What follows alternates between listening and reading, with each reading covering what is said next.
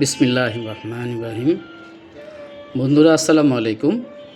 মাহে রমজানের অকৃত্রিম শুভেচ্ছা সবার জন্য। সিয়াম সাধনার 30টি রোজা আমরা পার করব, যার ফলে পরবর্তী 11টি মাস একে অপরের সুখে দুঃখে মিলেমিশে মহব্বতের সহিত কাটিয়ে দেব, সেই শুভ কামনায় শুরু করছি আজকের ভিডিও। বন্ধুরা দেখুন, আমার বাগানে আমি স্নেক প্লান্ট প্রথমেই লাগিয়েছি, এরপরে এগ্লোনিমা লাগিয়েছি। স্নেক প্লান্ট থেকে আমি উৎস পেয়ে এরপরে আমি এগ্লোনিমাতে হাত দিয়েছি।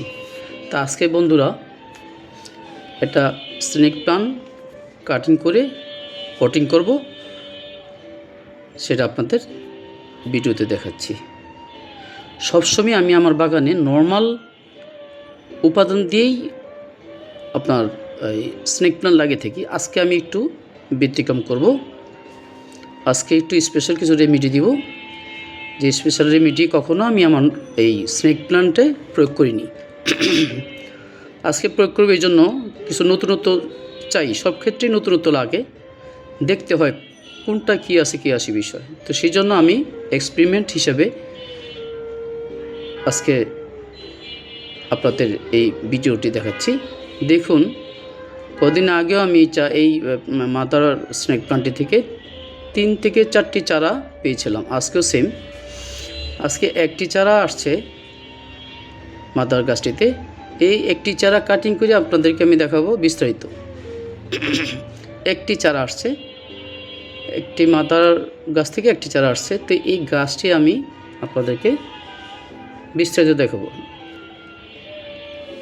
প্রথমে অ্যান্টিসেপটিক দিয়ে চাকুটি একটু অ্যান্টিসেপটিক ফ্রেশ করে নিন। এরপরে কেটে দেখুন শিকড় আছে, মোটামুটি ভালো শিকড় আসছে। সবসময় আমরা ফাঙ্গিসাইড ব্যবহার করে থাকি, আজকে আমরা ফাঙ্গিসাইড ব্যবহার করব না। আজকে দেখুন অ্যালোভেরা জেল কেটে রেখেছি আমি আগেই। এই অ্যালোভেরা জেল লাগিয়ে দিচ্ছি আমার কাটিংয়ের মধ্যে। মাদার গাছটিতে যেখানে কাটিং করেছি সেই স্থানীয় আমি অ্যালোভেরা জেল লাগিয়ে দিলাম, এবং এই চারা গাছটিও, এই প্লান্টটি আমি দেখুন অ্যালোভেরা লাগিয়ে দিচ্ছি। কারণ হাতের কাছে অ্যালোভেরা প্রায় সহজেই পেয়ে যাই। আর অ্যালোভেরাতে কীরকম কাজ হয় আপনারাও দেখুন, আমিও দেখছি, আপনারাও দেখুন। তো এই জন্য আজকে আমি স্পেশালিভাবে অ্যালোভেরা দিয়েই এই অ্যান্টিসেপটিকের কাজটা শেষ করলাম। বন্ধুরা দেখুন, সবসময় তো দেখা গেছে নতুনত্ব কিছু করলেই আমি আপনাদেরকে শেয়ার করি, নতুনত্ব কিছু তৈরি করলে আমি আপনাদের ভিডিওর মাধ্যমে শেয়ার করি। দেখুন এখানে মোট 10টি উপাদান আছে। 4টি তো আমরা আগে জানেন, কয়লা, তুষ, কোকোপিট, বালি, 4টি উপাদান থাকে। আর 6টি উপাদান দেখুন, নিম খৈল, ফাঙ্গিসাইড হাফ চামচ পুরাডান, ডিমের খোসা, শিংকুচি ও হাড়কুচি 1 চামচ করে, আর হাফ চামচ করে ফাঙ্গিসাইড এবং ফুরাডান। এই 10টি উপাদান মোট মিক্স করে একটা পার্ট আমি তৈরি করলাম। আরেকটা পার্ট দেখুন এখানে গোবর সারও নিতে পারেন, শুকনো গোবর সার অথবা বার্মি কম্পোস্ট 1 পার্ট। এই দুটো পার্ট মানে 50% এগ্লোনিমার যে উপাদান ব্যবহার করে থাকি ওইটা, আর 50%ই আমি দেব গোবর সার অথবা বার্মি কম্পোস্ট। এই দুটা মিক্স করে আমি আমার এই স্নেক প্লান্টে পটিং করব। কখনো আমি এতটা উন্নত মানের রেমেডি ব্যবহার করিনি। আজকে দীর্ঘদিন পরে আজকে নতুনভাবে আমি দেখছি যে আমার স্নেক প্লান্টের গ্রোথটা কেমন হয়। তো দেখুন, আমি তো আমার নর্মাল রেমেডি দিয়েই বাগান ভরে যাচ্ছে, ইনশাল্লাহ বাগান ভরে যাচ্ছে নর্মাল রেমেডি দিয়ে। তো আমি আরও চাচ্ছি বন্ধুদেরকে দেখানোর জন্য যে আরও কীভাবে গ্রোথ করা যায়, আরও কীভাবে বৃদ্ধি করা যায়। তো সেই পুরনো আমার ককশিট দিয়ে ছিদ্রগুলি ডেকে দিয়েছি পটিংয়ে। ককশিট দিয়ে ছিদ্রগুলি ডেকে দিবেন, তারপরে ককশিটের উপরে কিছু পরিমাণ রেমেডি দিয়ে দেবেন। বন্ধুরা, আমি কিন্তু এখানে উল্লেখ্য যে মাটি ইউজ করিনি।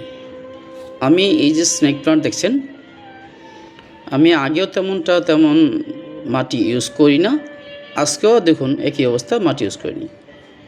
অ্যালোভেরা জেল মিশ্রিত জায়গাটি কিছুক্ষণ লাগিয়ে রেখেছিলাম শুকানোর জন্য, যাতে প্রলেপটা ভালো মতো বসে যায়। সাথে সাথে লাগালে একটু সমস্যা হতে পারে, পানি স্প্রে করলে দেখা গেছে জেলটি সরে যেতে পারে। এই জন্য কিছুক্ষণ সময় নিয়ে জেলটি যাতে কাটা স্থানে শুকিয়ে যেতে পারে একটু সময় নিতে হবে। দেখুন, মাঝ বরাবর স্নেক প্লান্টটি রেখে আমি আস্তে আস্তে আমার উপাদানগুলি দিয়ে ভরে দিচ্ছি। উপাদানগুলি ভরে দেওয়ার পর শিকড়টা খেয়াল রাখতে হবে, শিকড়টা যাতে মাঝখানে থাকে এবং ছিঁড়ে না যায়। বন্ধুরা, স্নেক প্লান্টের সবচেয়ে দামি রেমেডি দিয়ে আজকে আমি এই চারা গাছটি পটিং করলাম।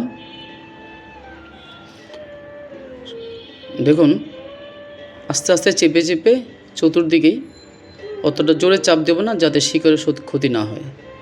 আস্তে আস্তে চেপে চেপে রেমেডিগুলি পটিংয়ে ভরে দেব। খেয়াল রাখব যাতে চারা গাছটি কোনো সমস্যা না হয়।